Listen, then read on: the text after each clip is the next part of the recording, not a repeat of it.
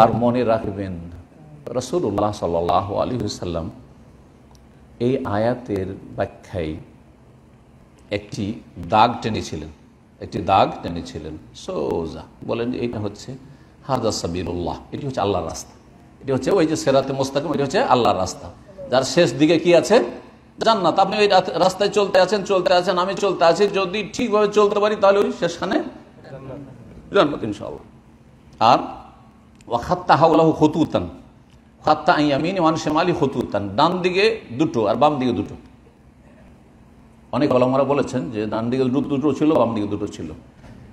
এই জন্য ডানে বামে 4 গুমরাহি থেকে বেঁচে থাকার চেষ্টা করবেন। এটা একটা লক্ষণ গুমরাহি চিনার। 4 গুমরাহি থেকে বাঁচার চেষ্টা করবেন। আর 4 থেকে অনেক পয়দা হয়েছে, অনেক জন্ম নিয়েছে, বড় বড় 4 পাবেন আপনি। আমি বেশি উদাহরণ দিতে যাব না, হ্যাঁ আপনাদের সামনে শুধু বাস ইশারা ইঙ্গিত করে দিচ্ছি।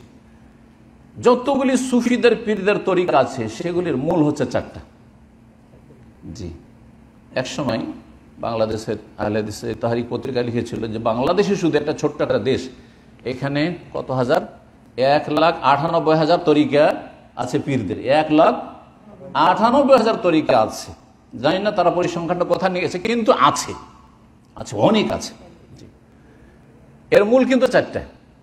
এই 4টার কোনোটাতেই যারা যাবে না, ওই 1,98,000 কোনোটাতেই যাবে না, ও সিরাতে মুস্তাকিমে থাকবে।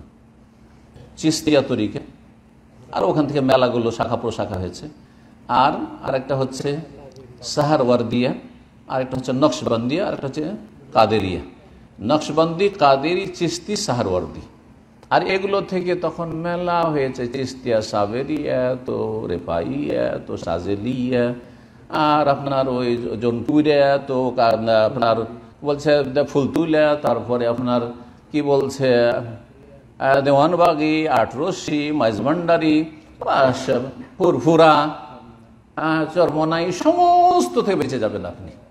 কারণ চরমাইটা হচ্ছে চিশতিয়ারি সাবেরিয়া, চিশতিয়া থেকে বেরিয়ে সাবেরিয়া। এক তো সিরাতে মুস্তাকিম থেকে বেরিয়ে গিয়ে ডান দিকে যাওয়ার পরে আবার যখন এদিক সেদিকে আরো বেরিয়ে আর একটা সাবেরিয়া ধরেছে, শাখা রোডে শাখাতে চলে গেছে। বুঝতে পারছেন? সতর্ক সাবধান। এত ঝামেলায় কেন যাবেন? এখান থেকে মক্কা যাওয়ার একটা রাস্তা যদি থাকতো, কেউ রাস্তা ভুল করতো? একটা রাস্তা থাকলে কেউ ভুল করতো? কিন্তু অনেকে রাস্তা ভুল করেন, কারণ মেলা রাস্তা, ডানে বামে মেলা রাস্তা বেরিয়ে গেছে, ঠিক না? তো ইসলামের ক্ষেত্রে 1400 বছর আগে কয়টা রাস্তা ছিল? একটা হানফি ছিল, একটা শাফি ছিল, একটা মালিকি ছিল, একটা হাম্বলি ছিল নাকি? এখানে কিন্তু 4টা। সাবধান। 4 মযহাব আপন জায়গায় ঠিক আছে, কিন্তু 4 মযহাব মানা ফরজ, এইটা ঠিক নাই। 4 মযহাবের এলেম কালাম ঠিক আছে, ওখান থেকে উপকৃত হব। আমরা পড়েছি ছাত্র জীবনের দেশে হানাফি ফিকহ পড়েছি, সৌদি আরবে এসে হাম্বলি ফিকহ পড়লাম, তার সাথে 4 মযহাবের ফিকহ মুকারেনও পড়লাম, 4টাই পড়লাম।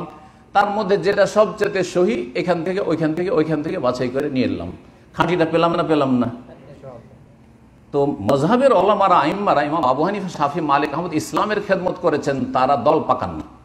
তারা কি করেননি? দল পাকাননি। কিন্তু পরবর্তীকালে 4র্থ শতাব্দী 300 হিজরি পর্যন্ত কেউ দল পাকায়নি। 4র্থ শতাব্দীতে গিয়ে তখন দল পাকিয়েছে। হয় হানফি হইতে হবে, না হয় শাফি হইতে হবে, না হয় মালিকি হইতে হবে, না হয় হাম্বলি হইতে হবে।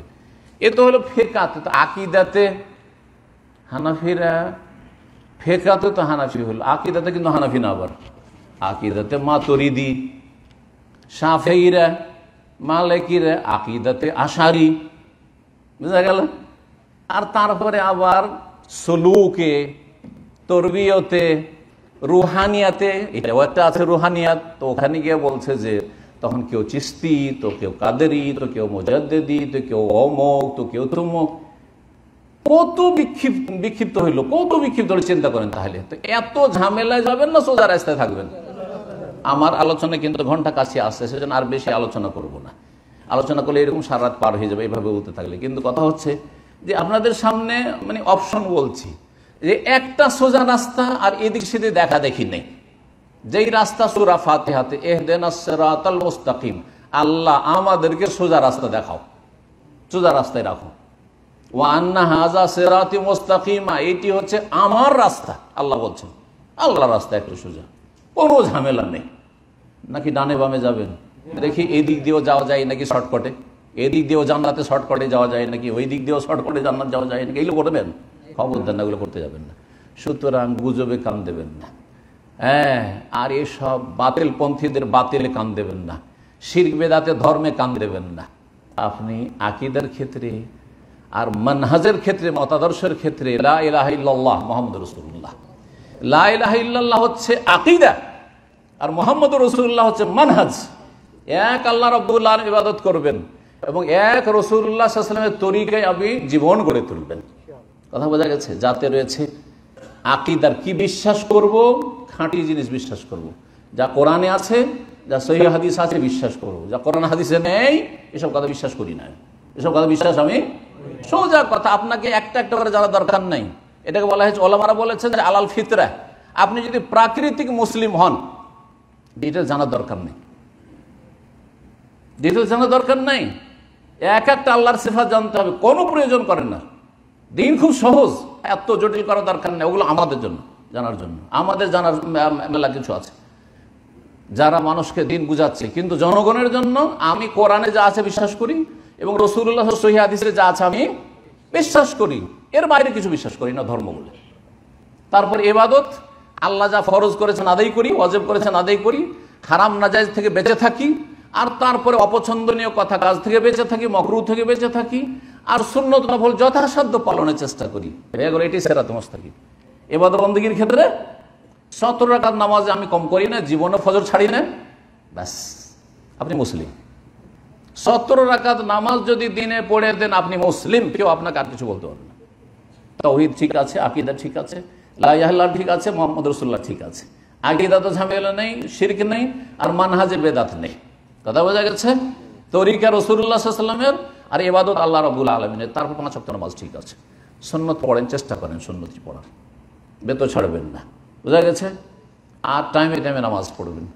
তারপরে একটা দিক হচ্ছে মানুষের চলার জন্য আখলাক, চরিত্রটা ঠিক রাখেন, মানুষের সাথে আচার ব্যবহারটা ঠিক রাখেন, রুজিটা ঠিক রাখেন, হালাল খান, হারাম 1 পয়সা খেয়েন না, কারো 1 পয়সা মেরে খেয়েন না। যে কোনো সময় মত আসলে যেন প্রস্তুত হয়ে আছেন, কোনো আযাবে ফেরেশতা ধরতে পারবেন না, কারণ আল্লাহর হক নষ্ট করেননি, আপনি কোনো মানুষের হক নষ্ট করে যাননি। যে কোনো সময় মরণ আসলে কেউ বলতে পারবেন আমি ওর কাছে 1 টাকা পাবো। এইভাবে থাকার চেষ্টা করেন, আল্লাহ যেন তৌফিক দান করেন। এটি সিরাতে মুস্তাকিম, সহজ ভাষায় সিরাতে মুস্তাকিম। তাহলে সহজ ভাষায় আকীদাটা ঠিক থাক, তরিকা ঠিক থাক, রাসূলুল্লাহ সাল্লাল্লাহু আলাইহি ওয়াসাল্লামের অন্য কোনো তরিকা নেই, আর ইবাদত বন্দেগী ফরজ ওয়াজিব ঠিক থাক, হারাম থেকে বেঁচে থাকবেন, আর সুন্নাত নফল যথাসাধ্য পালন করবেন, আর অপছন্দনীয় কথা কাজ থেকে বেঁচে থাকবেন। তারপরে রুজি রোজগারটা হালাল করবেন। হালালে বরকত আছে, হালালে সুখী হইতে, বড়লোক হইতে দেরি লাগে, এতে কোনো সন্দেহ নেই, কিন্তু সে হালাল রুজি লাস্টিং করবে, আপনি ভোগ করবেন, আপনার ছেলে মেয়ে ভোগ করবে, আপনার আগামী প্রজন্ম ভোগ করবে ইনশাআল্লাহ। কিন্তু হারাম পয়সা টিকে থাকবে না, আপনার জীবনেই চলে যাবে, না হয় আপনি বড় বড় বালা মুসিবত আপনার পরিবারের জন্য ডেকে রেখে যাবেন। অনেক কিছু পেল আপনার ছেলে মেয়েরা, অনেক টাকা পেল, কিন্তু ভোগ করতে পারলো না, আযাব আর আযাব, রোগ আর রোগ, আর বালা মুসিবতের শেষ নেই। কি জন্য? আপনি সুদের টাকা খাওয়াইছেন, ঘুষের টাকা খাওয়াইছেন, জুয়ার টাকা খাওয়াইছেন, হারাম রুজি দিয়ে গেছেন ছেলে মেয়েকে। সেই জন্য কিয়ামতের দিনে এরা আসামের কাঠগড়ায় বিচার দেবে যে আল্লাহ আমাদেরকে হারাম খাওয়িয়েছে, এই হারাম খাওয়ার কারণে আমরা ভালো মানুষ হইতে পারিনি, আমার বাপের হারাম রুজি খাওয়ার কারণে আমরা বেনামাজি হয়েছি, আমরা পাপী হয়েছি, হালাল খাওয়াইলে আমরা এরকম খারাপ হইতাম না। তখন কি করবেন? কার জন্য আপনি হারাম খাওয়াচ্ছেন? আপনার জন্য তো না, পেটে কয়টা খাবেন, কিন্তু আপনি ছেলে মেয়ের জন্য এই হারাম কেন করতে যাবেন? আপনি পরের জন্য আপনি কেন জাহান্নামে থাকতে যাবেন? আল্লাহ ওদের রুজিতে বরকত দেবে, অল্পতে বরকত দেবে, ইয়াকিন রাখুন আল্লাহ রাব্বুল আলামিন, আল্লাহ রাজ্জাক, আল্লাহ রিজিক দান করেন। জি, আমরা তো মাশাআল্লাহ, কে আছে এমন যে যার কাছে 10-20 দিনের খাবারের পয়সা নেই? আছে এরকম কেউ? আল্লাহ কোরআনে বলছেন ওয়াকাআইয়্যিম মিন দাব্বা, কত জীবজন্তু আছে, কত প্রাণী আছে, লা তাহমিলু রিজকাহা, আরে রিজিক একটা বহন করতে পারেন না, নিজে উঠাইতে পারবেন, মুখখানে উঠিয়ে দিতে পারবে না। শিশু বাচ্চা, মা যদি দুধ না দেয় বাচ্চা উঠিয়ে খেতে পারবে? 1 মাস 2 মাসের বাচ্চা, পেটে বাচ্চা আছে, আল্লাহ যদি ওখানে খাবার না পৌঁছায় তাকে এই নাভি দিয়ে, তাহলে কি বাচ্চা খেতে পারবে? ক্ষমতা আছে কিছু? নিজের খাবার রিজিক বহন করতে পারেন। আল্লাহ কে রিজিক দান করেন? আল্লাহ রিজিক দিচ্ছেন। আল্লাহ পশু পাখিকে রিজিক দিচ্ছেন, পিপিলিকাকে রিজিক দিচ্ছেন, সাপ বিচ্ছুকে রিজিক দিচ্ছেন, কীট পতঙ্গকে রিজিক দিচ্ছেন আল্লাহ রাব্বুল আলামিন, পোকা মাকড়কে রিজিক দিচ্ছেন, আর আপনাকে দেবেন না? আপনি কত বুদ্ধিমান, কত শ্রেষ্ঠ আল্লাহর মখলুক। আল্লাহর ভরসা করুন, বলুন আলহামদুলিল্লাহ। আল্লাহ আমাকে মানুষ করেছেন, আলহামদুলিল্লাহ। আল্লাহ আমাকে মুসলিম করেছেন, আলহামদুলিল্লাহ। আমাকে সহিহ আকীদার অনুসারী করেছেন, বলেন আলহামদুলিল্লাহ। 5 ওয়াক্ত সালাত পড়ার তৌফিক দিয়েছেন, বলেন আলহামদুলিল্লাহ। আল্লাহ আমার আখলাক আমল ভালো করার তৌফিক দিয়েছেন, বলেন আলহামদুলিল্লাহ। আমাকে আল্লাহ রিজিক হালাল দিয়েছেন, সৌদি আরবে সহজ রিজিক, আলহামদুলিল্লাহ। আল্লাহ যেন হারাম থেকে বেঁচে থাকার তৌফিক দান করেন। শেষখানে কথা লম্বা না করি, দোয়া করি আল্লাহ রাব্বুল আলামিন যেন এই করোনার মহামারী বিশেষ করে ভালো মানুষদের উপর থেকে উঠিয়ে নেন আল্লাহ রাব্বুল আলামিন। খাস দোয়া মুমিন মুমিনাতের জন্য, ভালো মানুষদের জন্য আল্লাহ যেন তাদেরকে হেফাজত করেন। এবং খারাপদের জন্য দোয়া করব, সকল মানুষের জন্য দোয়া করব আল্লাহ যেন তাদের হেদায়েত নসিব করেন এবং তাদের পাপকে আল্লাহ রাব্বুল আলামিন যেন দূর করেন, তাদেরকে নেক হওয়ার যেন তৌফিক দান করেন। যারা পথভ্রষ্ট হয়েছে তাদেরকে যেন হেদায়েত নসিব করেন।